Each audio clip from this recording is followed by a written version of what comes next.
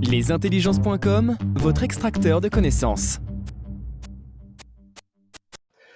Bonjour à toutes et à tous. Aujourd'hui, nous allons parler psychologie positive avec une auteure formatrice en sujet et notamment autour des couleurs.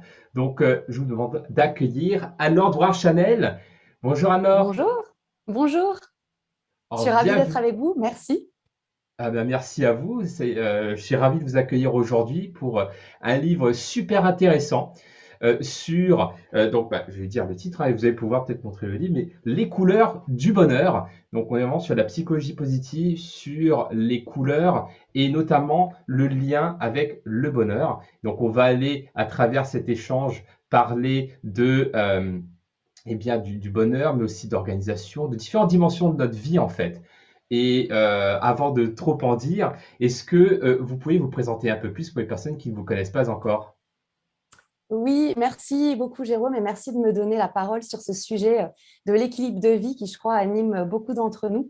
Alors moi, je m'appelle Anne-Laure Drouin-Chanel, je suis mariée, j'ai avec mon mari 5 enfants et à côté de mes réalités de mère de famille, je suis également formatrice. Je suis formatrice indépendante depuis 2008 et j'interviens, en fait, j'ai plusieurs casquettes. J'interviens sur des formations en développement des compétences psychosociales. C'est très large. Je vais intervenir sur des sujets comme la connaissance de soi, la gestion du stress, l'image professionnelle, etc. Je suis également instructrice certifiée de programmes validés scientifiquement et qui sont issus de la psychologie positive. Donc, on va avoir le programme CARE, que certains peut-être connaissent déjà, qui est un programme qui a été créé par Christophe André, Rebecca Shankland, des noms assez connus dans ce milieu de la psychologie positive. Le programme CBSM, qui est un programme de gestion du stress, et le programme PAUSE, qui concerne les couleurs dont nous allons parler aujourd'hui. Et puis, je suis également productrice et animatrice d'une émission hebdomadaire de radio qui traite de la psychologie positive, toujours, qui s'appelle Voyage intérieur. Voilà. Alors, peut-être aussi pour en dire un tout petit peu plus sur qui je suis, je rajouterais peut-être un point. En fait, je me considère un peu comme, peut-être certains d'entre vous connaissent ce terme et se reconnaissent là-dedans aussi, comme une hypersensible. Et j'ai cette tendance parfois à être confrontée à une problématique que j'appellerais de dispersion. C'est-à-dire que je peux avoir tendance à être confrontée à une dispersion de mes activités, par exemple. Voilà, j'ai pas mal de choses à gérer, comme beaucoup d'entre vous, j'imagine. J'ai aussi beaucoup de choses qui m'intéressent, qui me passionnent, donc je peux vite m'éparpiller dans mes différentes activités. Parfois, je suis confrontée aussi à une dispersion que je qualifierais de mentale, c'est-à-dire que voilà, j'ai une pensée plutôt arborescente et foisonnante, donc pas toujours facile de canaliser en fait toutes ces pensées qui arrivent, qui peuvent aussi entraîner des émotions, hein, parfois un peu intenses, voilà. Et puis, j'ai observé au cours de ma vie que j'avais aussi eu, alors c'est moins vrai aujourd'hui, mais vraiment une vraie dispersion même au niveau corporel. J'ai eu pendant longtemps cette impression de ne pas habiter mon corps, de ne pas bien sentir ce qui se passait vraiment dans mon corps. Et donc, bref, tout ça fait que depuis très longtemps, je suis dans cette recherche d'équilibre, si on peut dire, à la fois intérieur et extérieur, et puis dans cette recherche de ce qui clarifie, de ce qui ordonne, de ce qui apaise aussi. Voilà, donc tous ces éléments m'ont amené à réfléchir à ces notions-là. Et puis je rajouterais aussi un point important, je pense que nos vies sont faites aussi d'événements, alors plus ou moins heureux ou parfois malheureux, et qui nous transforment en profondeur, qui nous font avancer d'une certaine manière, c'est parfois même inattendu. Bon voilà, en ce qui me concerne, il se trouve qu'en 2005, donc c'est il y a quelques années maintenant, j'étais une jeune femme assez bien dans mes baskets, voilà, j'étais jeune mariée, j'avais déjà une petite fille en pleine santé, et puis avec mon mari, on décide de déménager, de quitter Paris pour une vie plus calme en province. Voilà, je décide aussi de changer de travail à ce moment-là. J'attends un deuxième enfant. Je suis assez... Voilà, on est très heureux de ce changement de vie. Et puis, cet enfant naît, ce petit garçon, Benoît, arrive en pleine santé, un beau petit gars. Et puis, quelques semaines plus tard, de manière brutale, inattendue, Benoît décède. Voilà, alors ça a été l'événement, je pense, qui a vraiment un événement traumatique, hein, réellement, qui a certainement complètement fait bifurquer ma vie. Et voilà, on s'est suivi une période évidemment très sombre, très noire, sans vie en réalité, hein, vraiment sans vie, qui a duré un certain nombre de temps, avec aussi beaucoup d'accompagnement. Et puis, voilà, le temps faisant son œuvre, l'accompagnement aussi, petit à petit, la vie a refleuri. Et j'ai eu envie, à ce moment-là, de donner une orientation nouvelle à ma vie, de donner du sens en fait, à ce que je vivais. Et vous entendez dans envie, on entend bien dans le mot envie, c'est aussi une manière de mettre de la vie. Et en fait, c'est à ce moment-là que je suis devenue formatrice, que je me suis formée à tout un tas d'approches, notamment en développant des compétences psychosociales, et où j'ai eu envie vraiment de m'intéresser à ces questions-là pour pouvoir les appliquer à ma propre vie et ensuite les transmettre. Voilà. Et c'est à ce moment-là que j'ai découvert les couleurs. Et peut-être je vous expliquerai davantage de quoi il s'agit. Waouh! C'est vrai que, en effet, au-delà d'un sujet passionnant, vous avez aussi un parcours inspirant aussi, notamment sur la résilience. Et, euh, et justement, donc avant, il y a plusieurs choses que pareil, moi aussi j'ai tendance à avoir plein de pensées, etc. Donc du coup, j'ai pu capter plusieurs mots-clés dans ce que vous avez dit dans cette première introduction. La première, c'est donc vous avez quelque part d'être une multipotentielle, une slasheuse. Hein, vous avez plusieurs activités complémentaires et notamment d'auteur. Et et également, vous avez parlé d'équilibre.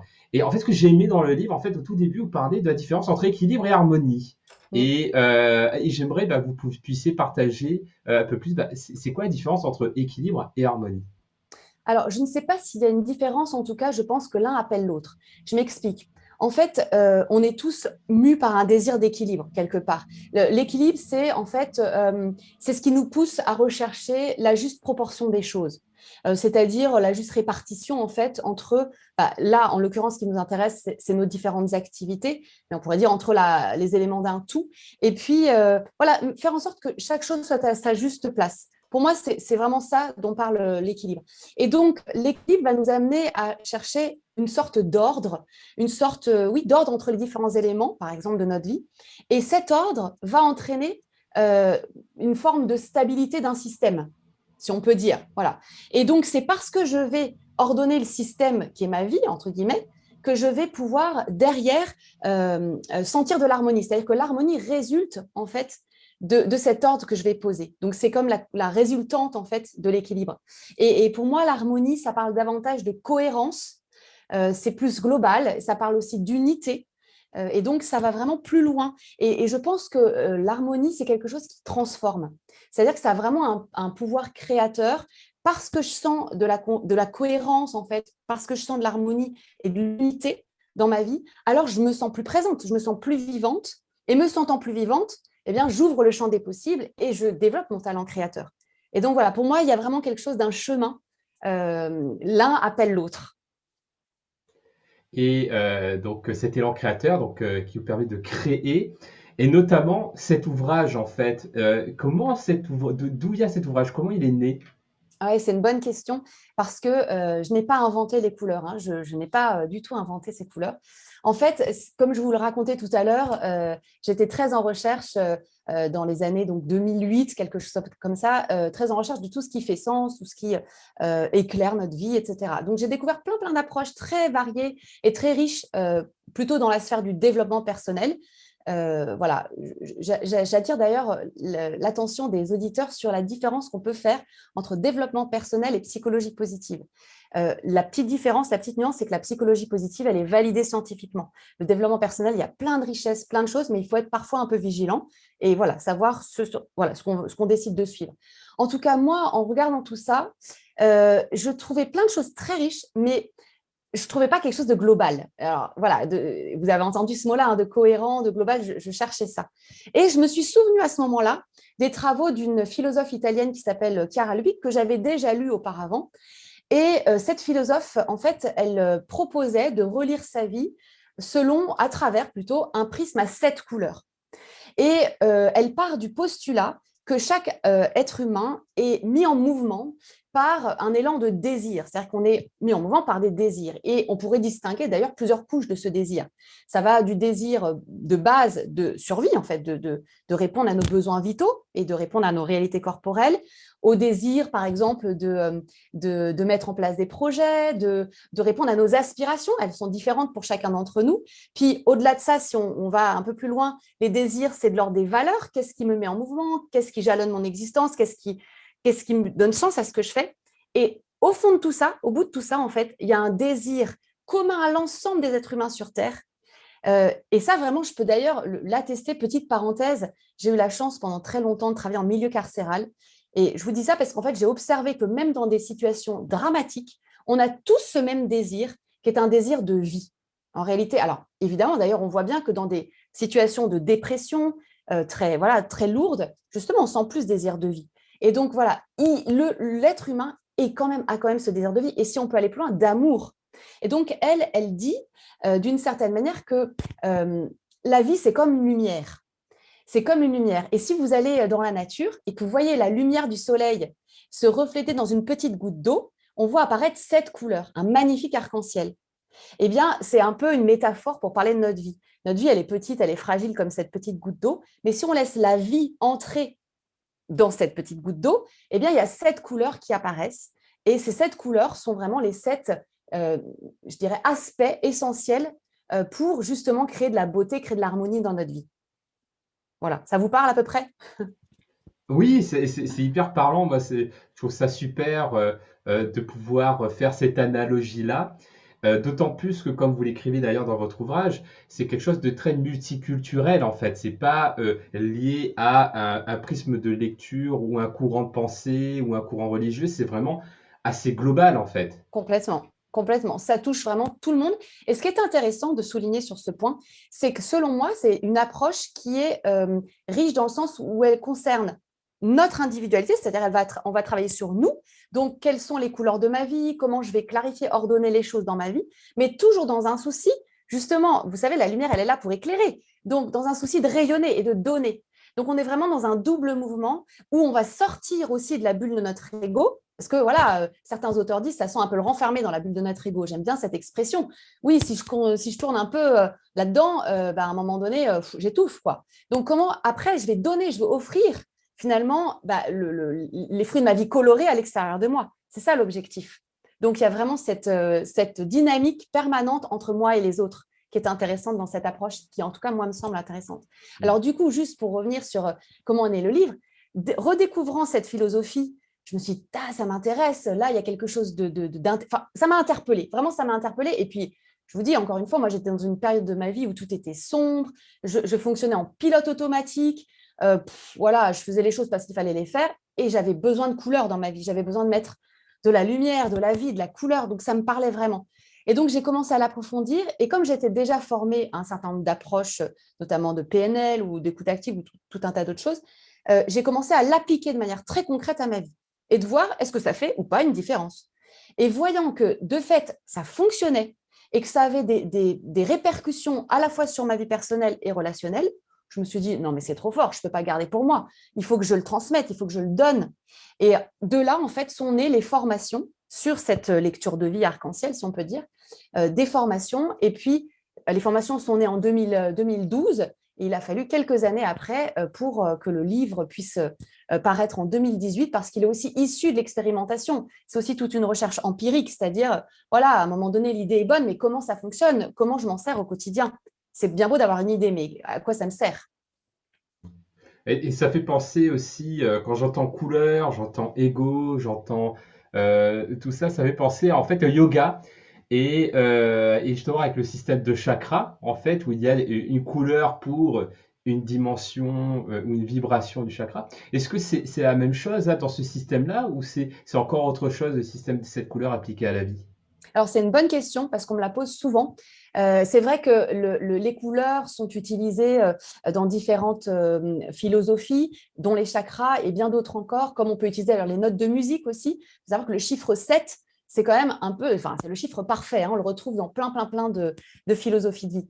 Les couleurs du bonheur ne sont pas liées aux couleurs des chakras, bien que si vous regardez un peu les deux, on voit quelques similitudes. Je vous donne un exemple. Alors, je ne connais pas très bien les chakras, mais je sais que le rouge, par exemple, c'est le chakra de base, et donc ça parle de notre instinct de survie. Donc, on va voir que oui, ça va parler de certaines choses dans nos couleurs de l'arc-en-ciel. Je pense aussi, je crois, au vert, que le chakra du cœur. Donc là, on va avoir des similitudes. Mais il y a des petites choses qui se rapprochent, mais c'est quand même quelque chose de différent, une approche différente. Et comment ça fonctionne en fait, donc ce système des 7 couleurs appliqué à sa vie? Alors, comment ça fonctionne? Peut-être déjà, avant de vous parler de comment ça fonctionne, peut-être vous les présenter, les 7 couleurs, Oui, vous dire voilà, à quoi on pense quand on parle du rouge, du orange, etc. Ça vous va? yes, parfait. Bon, alors en fait, les couleurs parlent de nos domaines d'investissement, nos domaines de vie et des différents aspects de notre vie. Et c'est une lecture un peu plus fine, un peu plus intéressante, je trouve, que simplement dire dans ma vie, j'ai PAM vie professionnelle, PAM vie familiale, etc. etc. C'est une lecture un peu plus, je dirais, originale. Euh, Elle s'inspire aussi pas mal des travaux de Carl Jung, donc, il y a une espèce de progression dans les couleurs. On va voir qu'en fait, ça fait un espèce de mouvement, donc vous voyez à l'écran, qui va faire comme ça, qui va descendre et qui va remonter. Donc, je m'expliquerai au fur et à mesure. Donc, la première couleur de l'arc-en-ciel, je ne sais pas si vous vous souvenez de vos cours de, je sais pas, de cours de physique, c'est quoi la première couleur, vous savez, Jérôme? J'ai un doute. Je dirais jaune, mais j'ai un doute du coup. Non, c'est le rouge Ah, parce que c'est le rouge, c'est la couleur qui a la plus longue longueur d'onde, celle qu'on voit le ah mieux de oui. loin. Voilà. Alors, le rouge, ça se rapporte dans notre vie à tout ce qui concerne le travail et la vie matérielle. Donc, toutes les réalités qui vont concerner, donc je l'ai dit, notre travail, quelle qu'en soit sa forme, hein, il y a plein de formes de travail différentes, la relation à l'argent, la relation à notre économie individuelle et collective, à notre vie matérielle et notre vie administrative. Alors, ça peut paraître hyper bizarre de se dire, bah, on parle d'équilibre de vie, on parle d'harmonie et on parle du travail en premier et de l'argent en premier. Oui, c'est un peu bizarre. Mais en réalité, c'est parce que ça va répondre à notre premier besoin essentiel et nos besoins vitaux qui est, bah, voilà, pour vivre, j'ai besoin d'un toit sur ma tête, de vêtements, de nourriture, etc. Donc, c'est pour aussi répondre à ces premiers besoins-là. Ça répond à ça et aussi à un désir d'un meilleur équilibre social, si on va plus large. Parce que chaque couleur, je vous l'ai dit, elle a une résonance individuelle et collective. Elle va plus loin que nous-mêmes. Et donc, elle nous invite à quoi, en fait? À vivre ces différents aspects que sont le travail, la relation à l'argent, la vie administrative, avec conscience, avec, je dirais, application, peut-être aussi, oui, avec engagement et avec discernement.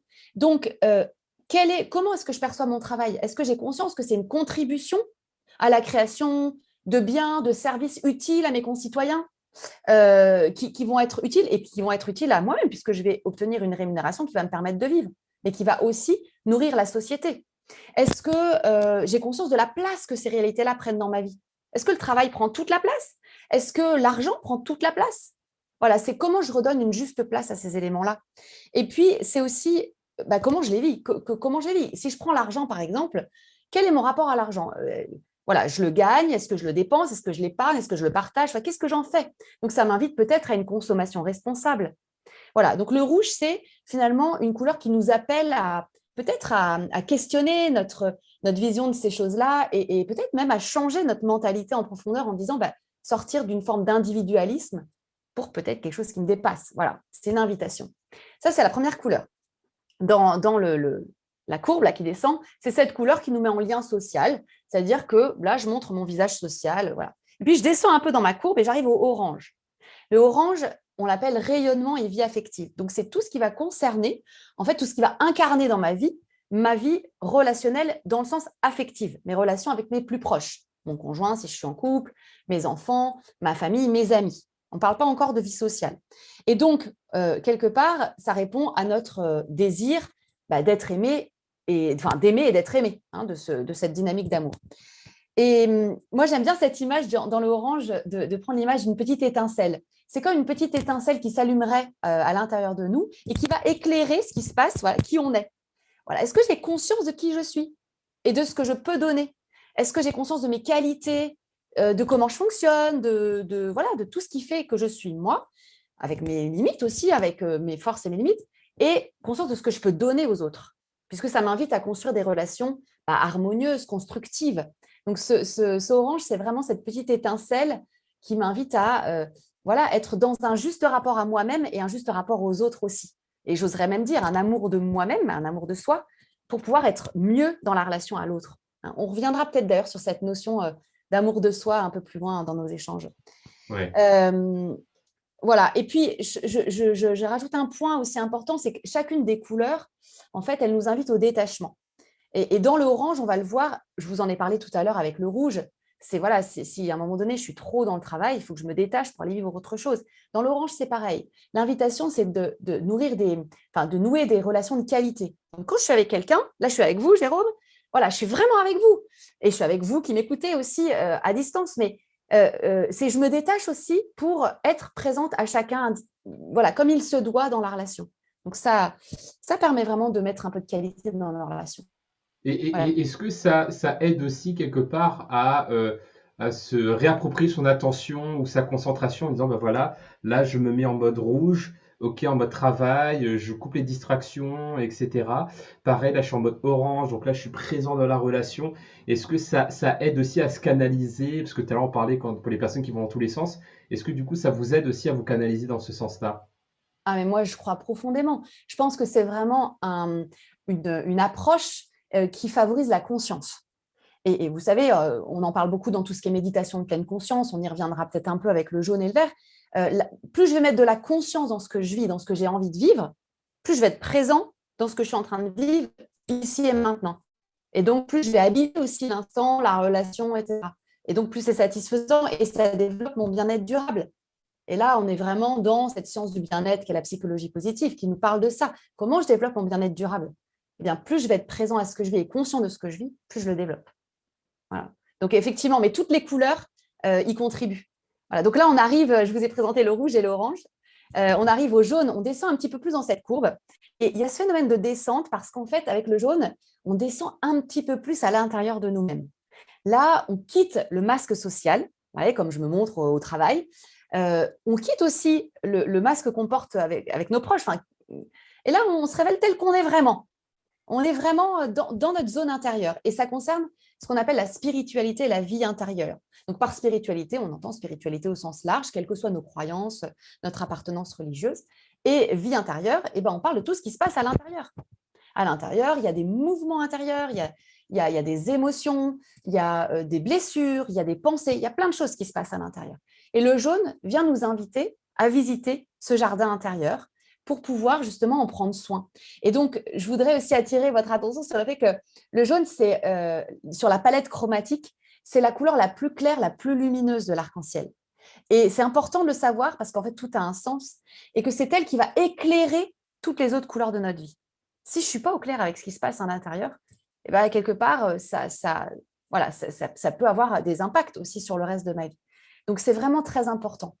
Et puis, Est-ce que ça veut dire est-ce que ça veut dire qu'il y a une hiérarchie d'importance dans les couleurs? Alors, je ne sais pas s'il y a une hiérarchie, parce qu'on est tous différents. Et ça, on pourra en reparler aussi sur l'application concrète des couleurs. Mais par contre, il y a une forme de sens, il y a du sens en tout cas. Chaque couleur a un sens bien particulier, et une utilité, une fonction bien particulière. Voilà.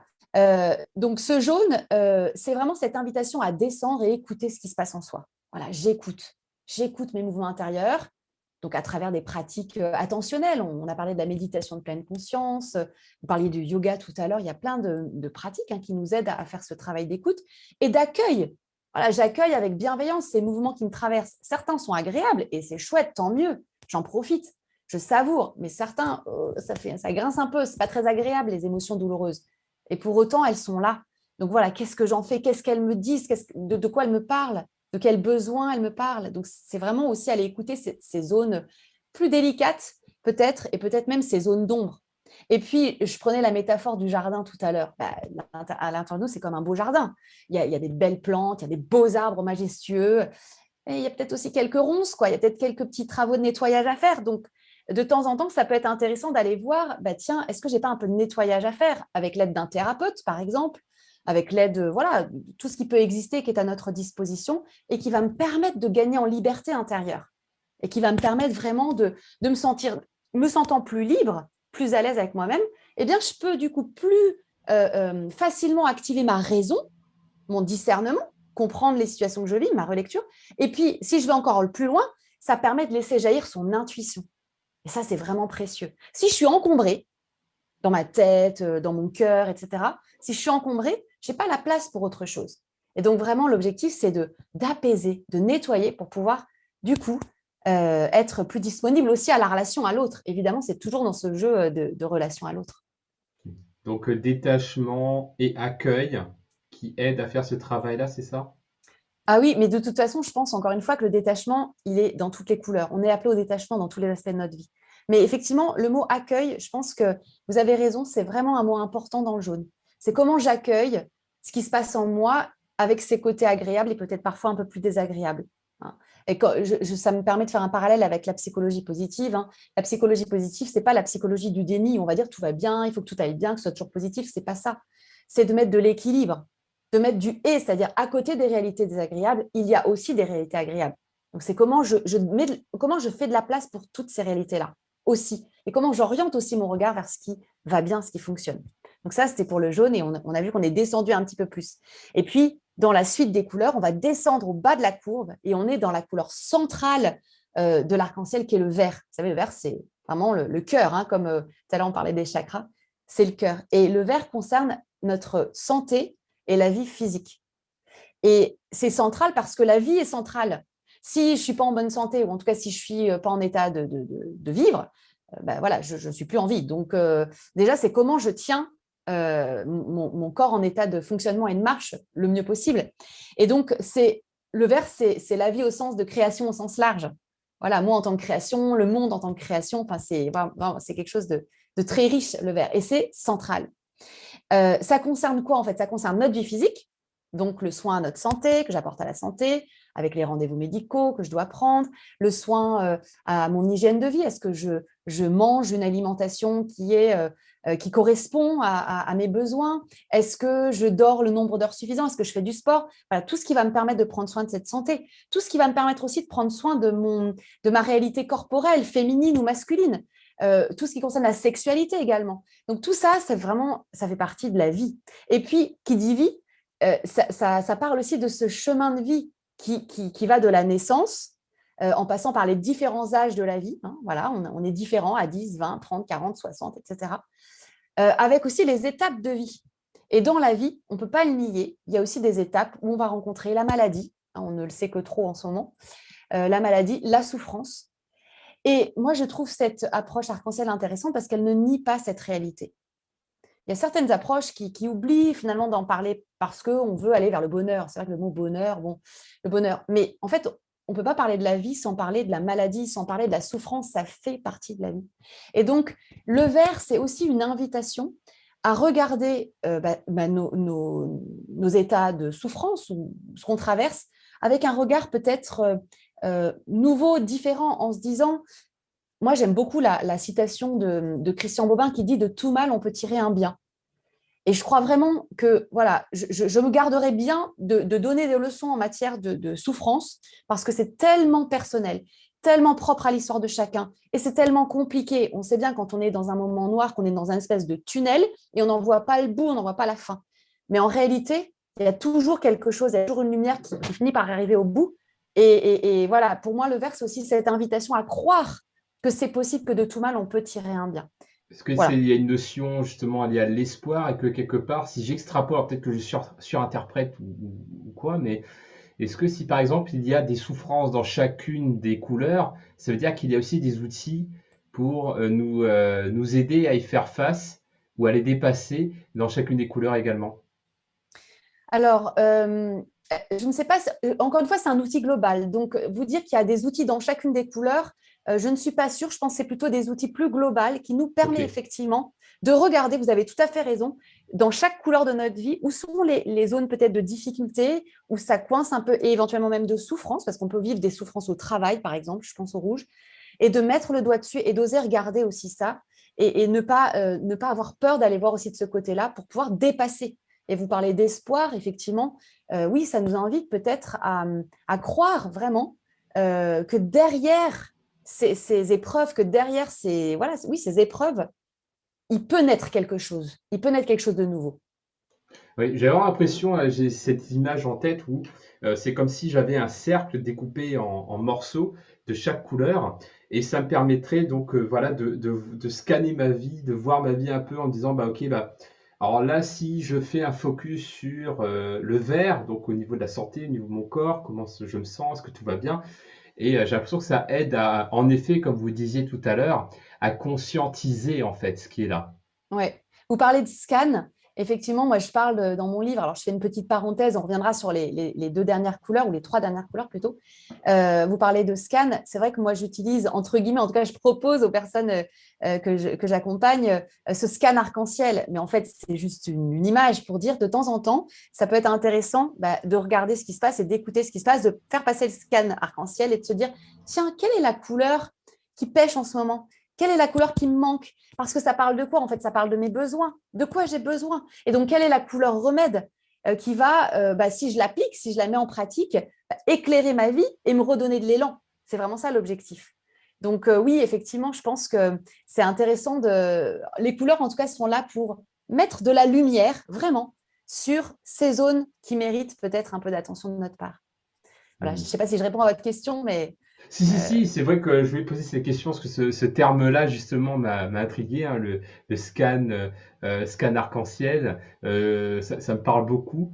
Et justement, pour aller au bout de la présentation des couleurs, je vais me retenir de poser trop de questions là-dessus. J'en ai une, mais je vais la retenir pour la poser juste après, du coup.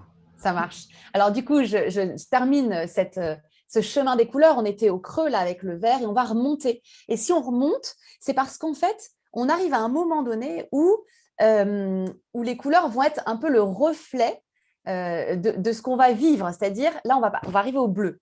Le bleu, ça concerne, on l'appelle harmonie et milieu de vie. Et c'est vraiment le reflet de notre vie équilibrée à l'intérieur qui va se voir à l'extérieur. Donc, c'est finalement la manifestation de cet équilibre que je vais travailler avec les couleurs que j'ai citées auparavant, et notamment aussi beaucoup le jaune et le vert. Et c'est comment ça va se concrétiser dans ma vie, dans les réalités de ma vie. Et comment je vais faire concrètement? C'est comment je vais mettre du beau dans ces aspects de ma vie que sont par exemple juste moi-même. Voilà, est-ce que je fais attention à l'image que je projette aux autres, que je renvoie? Alors, ce n'est pas pour être dans quelque chose de superficiel ou je ne sais pas comment dire, on n'est pas là pour la recherche de la beauté en tant que recherche esthétique pure. Ce n'est pas ça, c'est la recherche de la beauté pour être toujours plus en lien avec les autres. On est d'accord que c'est plus agréable d'être face à quelqu'un qui semble frais et propre, entre guillemets. Donc, comment je mets du beau sur moi? C'est aussi quelque chose qui va développer l'estime de moi. On sait aujourd'hui que l'image de soi, c'est pour beaucoup dans nos relations.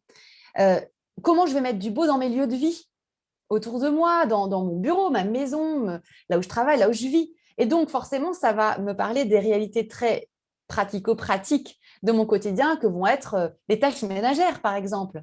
Ce qui est d'ailleurs intéressant parce que cette méthode, enfin, ce n'est pas une méthode, mais cette approche arc-en-ciel, elle nous invite à donner du sens à toutes nos activités. Et j'insiste bien sur toutes nos activités.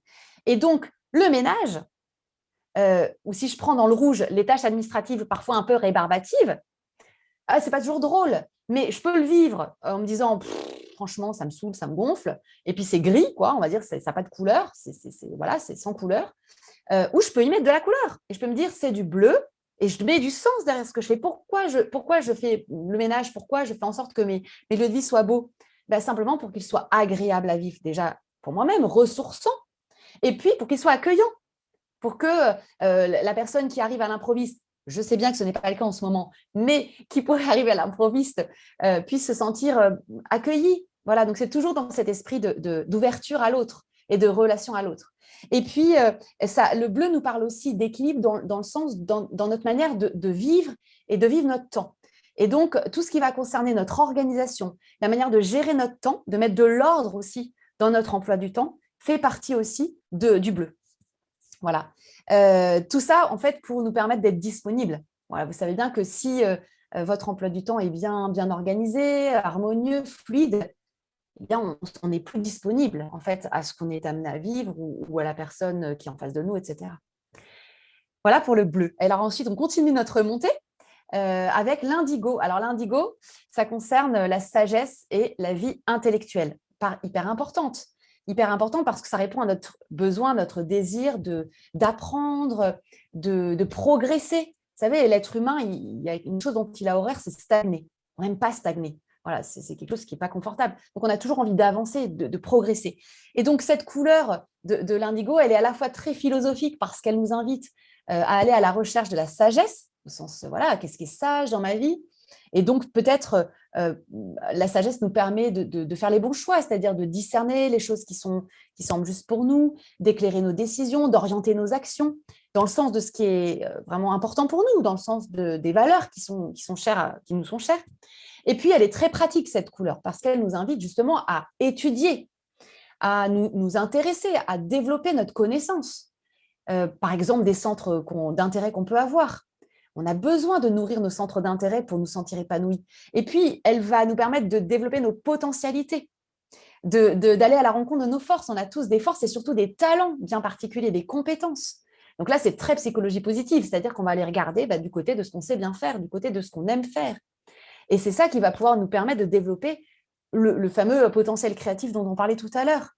Et si je suis créatif, j'avance et en plus, ça me rend résilient. Hein. On sait aujourd'hui que la créativité est aussi une grande source de résilience.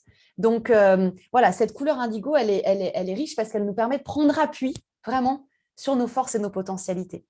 Et puis enfin, on termine les couleurs avec le violet, la dernière couleur, qui est celle qui va nous ouvrir à plus grand que nous, vraiment à très large, et qui, en fait, on va l'intituler communication et vie d'unité.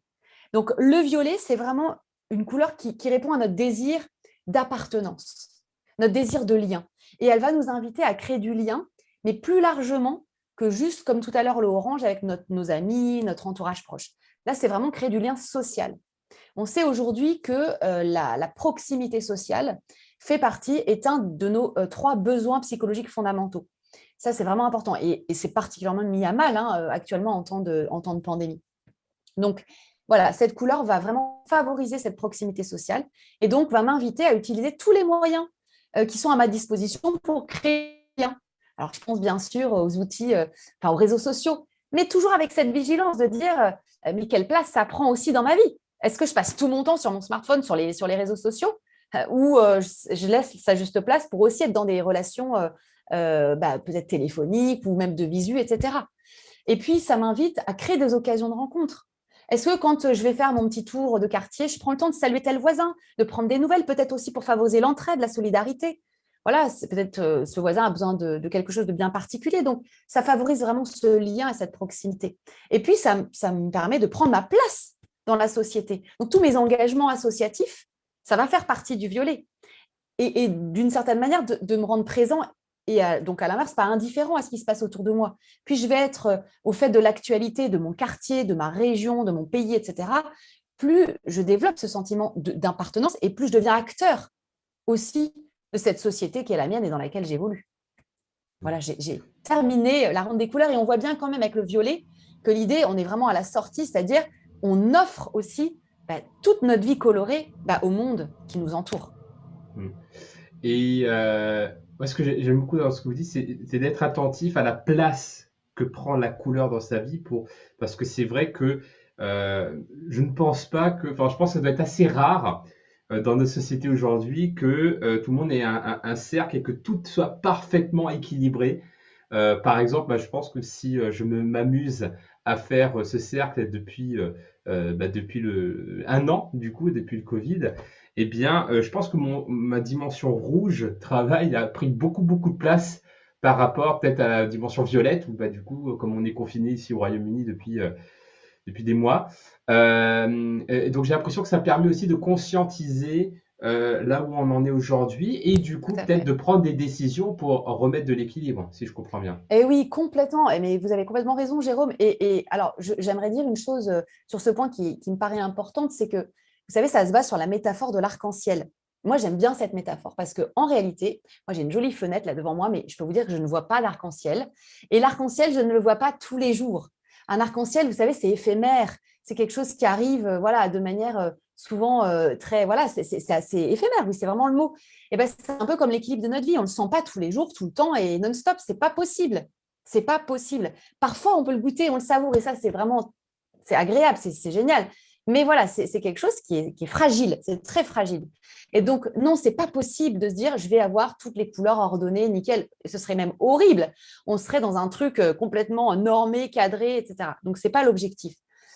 L'objectif, il n'est pas du tout là. Il est simplement, comme vous le dites, de conscientiser et de remettre de la lumière sur ce que je vis en ce moment, peut-être à un moment donné de ma vie, telle couleur va être plus investie qu'une autre parce que c'est nécessaire. Imaginons quelqu'un qui doit prendre soin d'un parent malade. Ben, ça va prendre tout son temps, ben, ça va prendre beaucoup de son temps en tout cas. Donc c'est normal, c'est la réalité du moment qui l'impose. Donc ça, il faut vraiment être à l'écoute aussi de ces réalités, de ces exigences de l'instant. Euh, ouais, voilà, c'est ce que je pourrais dire par rapport à votre question, par rapport à cet équilibre. Peut-être juste aussi rajouter un point que je trouve très intéressant, c'est que ces couleurs, elles sont en lien aussi avec les couleurs en tant que telles sur la palette chromatique. Si vous prenez un tableau de maître, une touche de jaune sur un tableau aura aura plus d'impact que du violet, que 4 touches de violet. C'est-à-dire qu'il ne faut pas beaucoup de certaines couleurs dans notre vie pour que ça ait de l'impact. Donc, l'idée, ce n'est pas que ce soit représenté de manière identique. Il n'y a pas besoin d'avoir 3 heures de jaune, 3 heures de vert. Ce n'est pas ça le but.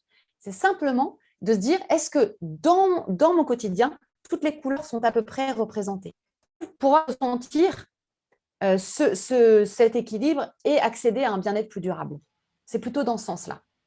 Et j'aime beaucoup cette image de la peinture et ça me parle énormément. J'ai jamais pensé à ça, du choix des couleurs qu'on peut mettre sur sa toile. Est-ce que quelque part il n'y a pas aussi cette métaphore de de créer sa propre vie, de peindre et de choisir ses couleurs avec la palette des couleurs? Ah oui, c'est beau, j'aime beaucoup. Oui, oui, tout à fait. Et puis, je crois que voilà, la palette, les nuances colorées sont très nombreuses et chacun a créé son propre tableau, en effet. Et d'ailleurs, sur ce point, il y a peut-être un point important à préciser à ceux qui nous écoutent, c'est qu'on a tous des couleurs ressources, des couleurs forces. C'est-à-dire que chacun, en fonction de nos personnalités, de nos tempéraments, notre histoire aussi, il y a des couleurs qui vont être plus faciles d'accès que d'autres. Et donc, c'est important de les connaître parce que ce sont vraiment nos portes d'entrée. Je vous donne mon exemple, parce que je ne vais pas vous donner l'exemple du voisin, mais en ce qui me concerne, mes couleurs ressources, c'est le jaune et le bleu. Eh bien, je vois que si je prends le temps de méditer, d'apaiser ce qui se passe à l'intérieur, de mettre de l'ordre autour de moi, de mettre du beau, de faire attention voilà, à installer quelque chose qui me fait plaisir à voir sur mon bureau, eh bien, je vais entrer dans des couleurs qui me sont plus difficiles d'accès, comme le rouge, par exemple, plus facilement, en fait. Donc, repérez aussi vos couleurs ressources parce que ça vous permet ensuite d'entrer dans les couleurs peut-être un peu plus compliquées. Un sportif entrera par la case du vert, par exemple. Voilà, donc chacun ses couleurs. Donc oui, je suis d'accord avec vous. D'une certaine manière, on crée tous notre propre tableau, notre propre palette de couleurs. Et ça, ouais, ça me parle énormément. Parce que oui, c'est pas justement ce que j'ai. Quand vous décriviez ça, je me suis dit, bah, c'est vrai que moi, ce serait quoi ma couleur? Et je me suis dit tout de suite le vert, parce que c'est vrai que ça, depuis très longtemps, le sport, etc., c'était important pour moi. Et je me suis dit, bah, ça se répercute aussi dans ma manière de gérer mon temps. Et dans votre livre, justement, vous parlez de comment gérer son temps avec les 7 couleurs. Et bah, je trouve que ce serait super si on pouvait faire un petit laïus là-dessus. Comment on fait pour gérer son temps? Parce que du coup, c'est comme si on gère sa vie, du coup, Ouais. avec les 7 couleurs. Oui, alors déjà, c'est vrai que ce mot de gérer, moi, je ne l'aime pas du tout parce que, mais je le dis aussi, hein, c'est pas par rapport à votre question, mais parce que gérer son temps, comme vous dites, gérer sa vie, bon, ça veut tout rien dire. Peut-être on pourrait parler de réguler, c'est peut-être plus ajusté, mais l'idée, en fait, il y a plusieurs étapes, en fait. Les couleurs, elles nous aident selon plusieurs étapes. La première étape, vous l'avez compris depuis le début de notre échange, c'est de mettre de la conscience, mettre de la lumière. Donc, déjà, c'est comment est-ce que je prends le temps de relire mon rapport au temps. Donc, pour ce faire, c'est très simple. Hein. Je note, j'écris précisément tout ce que je fais au cours de ma semaine. C'est bien de le faire sur une semaine. Et je regarde, j'observe. J'analyse mon emploi du temps. Par exemple, je vais regarder un petit peu comment ça s'ordonne, comment les différentes activités s'ordonnent, ou pas d'ailleurs. Quelles sont les activités qui vont me donner de l'énergie?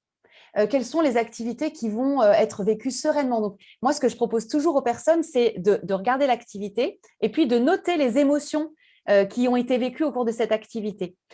Les émotions au cours de cette manière de vivre l'activité. Et on voit qu'il y a certaines activités qui vont au contraire nous vider de notre énergie, nous pomper.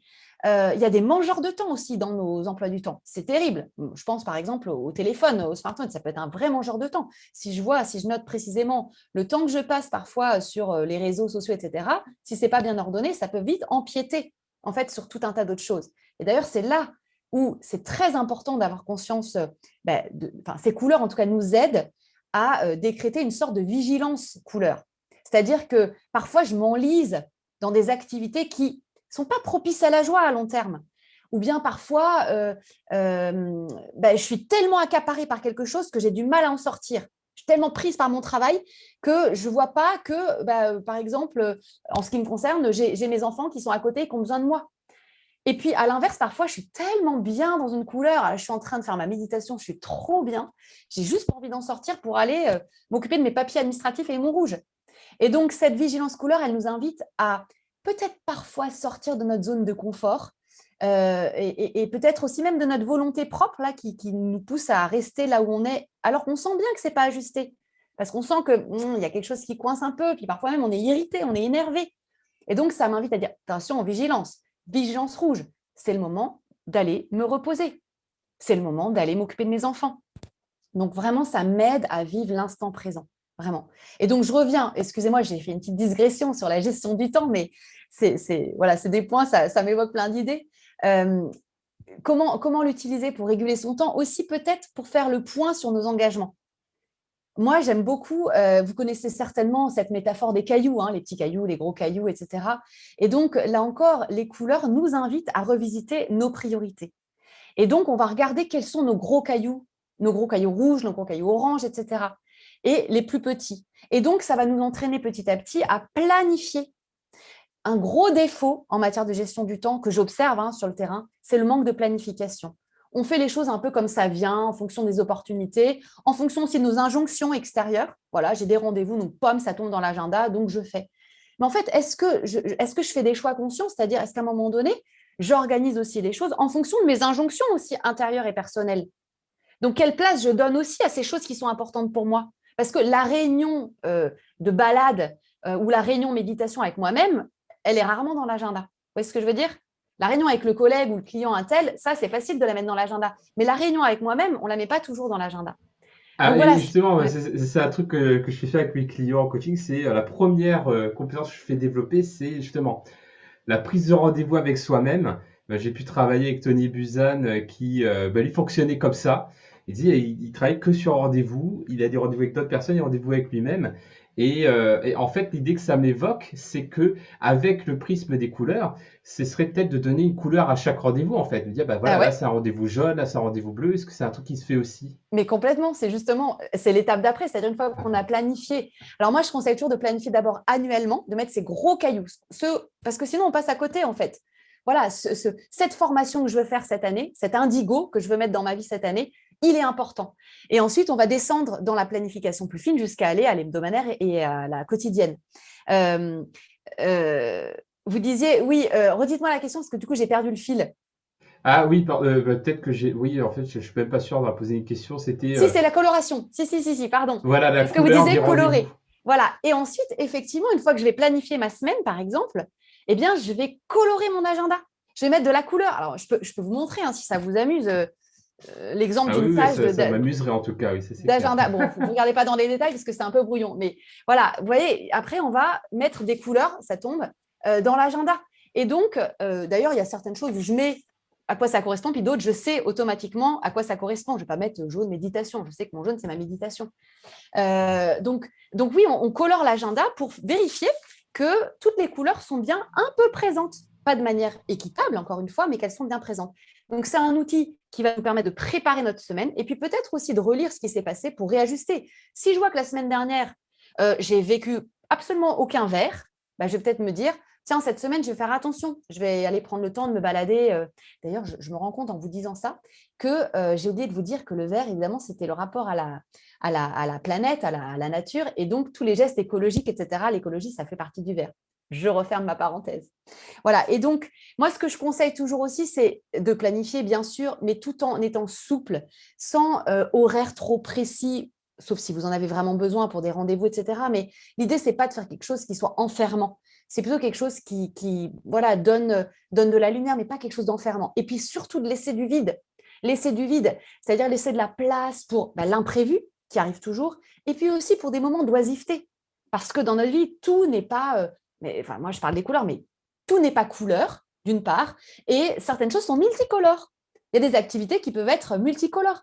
Donc, voilà, il ne faut pas non plus prendre ces couleurs au pied de la lettre comme quelque chose de trop cadré, trop… Voilà, c'est une forme de discipline, mais qui est très souple et qui permet juste simplement d'avoir de plus en plus d'équilibre et de se sentir de plus en plus épanoui, à la fois dans sa vie personnelle et relationnelle. Et c'est vrai que c'est pas toujours simple parce que on peut être parfois accaparé par certaines dimensions de notre vie, mais je pense, enfin, après c'est très personnel, hein. Pour ma part, j'ai une habitude quotidienne, un rituel quotidien qui me permet d'assurer des couleurs que je ne peux pas forcément assurer le reste de la journée. Est-ce que vous aussi, vous avez quelque part une sorte d'habitude ou de rituel qui vous aide à avoir vraiment le minimum nécessaire, suffisant des couleurs chaque jour ou des choses importantes pour vous? Alors, cette question, je la trouve intéressante et elle va vous amuser, Jérôme, parce qu'en réalité, ma petite habitude, c'est une habitude de faire un petit mind mapping des couleurs tous les Ah! jours. Ah, donc voilà, je savais que ça vous plairait, ça. Et en fait, alors je vais être très honnête, je ne le fais pas tous les jours, mais je le fais tellement souvent que voilà, c'est vraiment quand même une habitude qui est très ritualisée. En fait, l'idée, c'est très utile quand on sent qu'on a beaucoup de choses à faire dans la journée, quand on sent aussi qu'il y a beaucoup de dispersion, qu'on ne sait pas trop par quel bout commencer aussi. Oui, quand on ne sait pas trop par où commencer, ça marche très bien.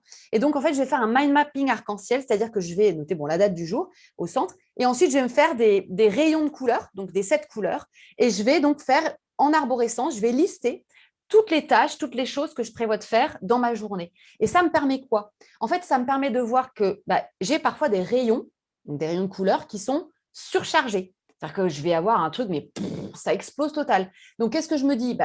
Voilà, à l'impossible, nul n'est tenu. Donc, m'interroge. Je me dis, tiens, peut-être il y a des choses que je peux procrastiner, mais intelligemment, c'est-à-dire consciemment. Qu'est-ce que je peux déléguer? Qu'est-ce que je peux, voilà, comment je pourrais organiser les choses? Et puis, je peux voir que parfois, j'ai des rayons qui sont totalement vides.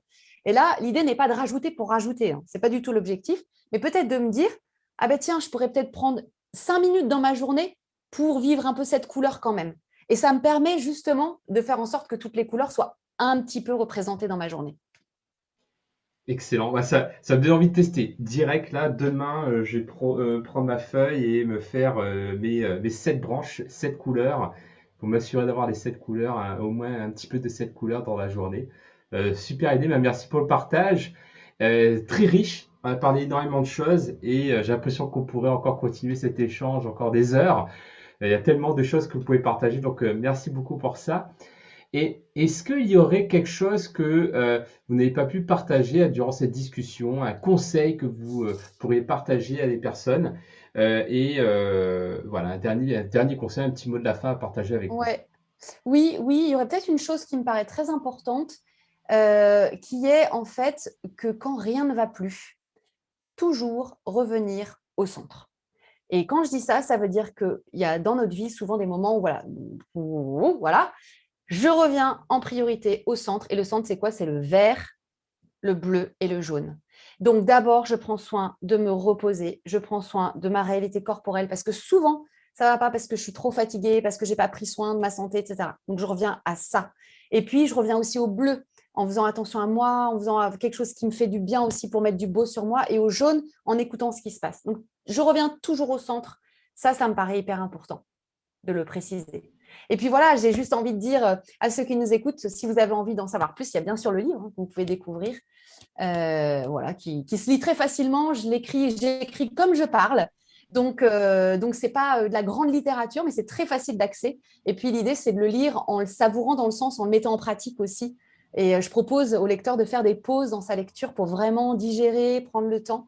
Voilà, et puis si on veut encore aller plus loin, il y a le programme Pause, hein. L'idée, c'est de découvrir ce programme qui est sous le format validé scientifiquement de tous les formats classiques du type CARE, voilà, CBSM, MBCT, tous ces noms barbares. Mais voilà, il y a ce programme qui permet vraiment d'aller plus en profondeur et de découvrir encore plein de choses et de manière très concrète d'appliquer et de vivre les couleurs pour plus d'équilibre et plus d'épanouissement personnel et relationnel. Super, merci beaucoup. J'aime beaucoup Merci. cette astuce pour terminer là, de revenir au centre avec, justement ces 3 couleurs-là. Très pratico-pratique, moi ça me parle énormément. Donc merci beaucoup pour ces conseils. Donc en effet, je recommande encore une fois les couleurs du bonheur que vous pouvez facilement retrouver Je vous le montre en sur... couleur, si vous ne l'avez pas vu en Ah bah couleur. oui, bah oui, du coup. Je vous le montre en couleur. Merci. C'est vrai qu'en effet, moi, pour ma part, j'ai commandé en Kindle, c'est beaucoup plus simple, notamment à cause du Brexit. Euh, et, euh, et du coup, voilà. Anne-Laure Drouard-Chanel, Les couleurs du bonheur. Allez-y, les yeux fermés. Vraiment un livre super, plein d'astuces et super fun. Et merci pour aussi ces astuces complémentaires parce que en effet, vous avez abordé des sujets qui ne sont pas dans le livre. Donc du coup, je trouve ça top. Et j'ai envie de dire à très bientôt. Merci beaucoup, Jérôme. À bientôt. Merci, à bientôt. Bye bye. Inscrivez-vous maintenant pour profiter de 4 jours offerts à notre plateforme.